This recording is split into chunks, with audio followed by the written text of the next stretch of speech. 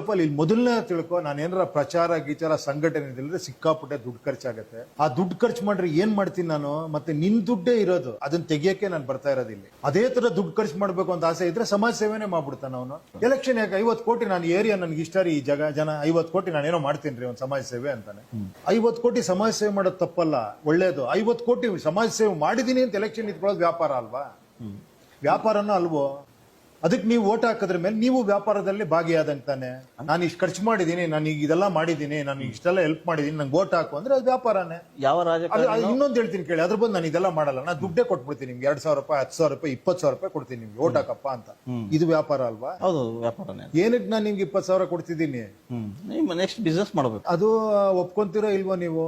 ಹೌದು. ಇದು ಮುಂದುವರಿಬೇಕು, ನಿಮ್ಗೆ ಬದಲಾವಣೆ ಮಾತ್ರ ಬೇಕು ನಿಮ್ಗೆ.